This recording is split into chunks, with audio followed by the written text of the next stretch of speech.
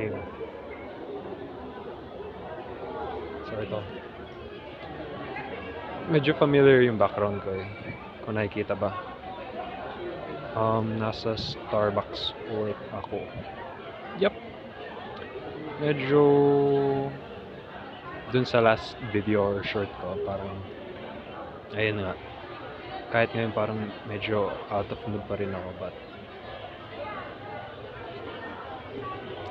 talagang ano eh, nakakaya talaga eh pag dito, pag nasa public, but kailangan pa rin i-face natin.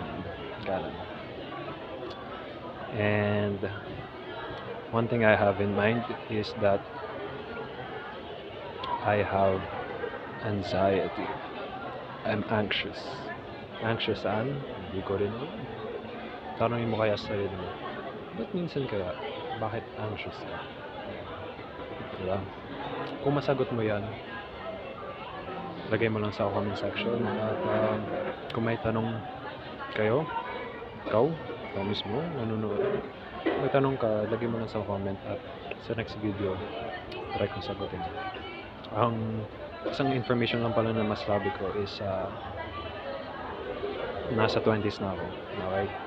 So, peace.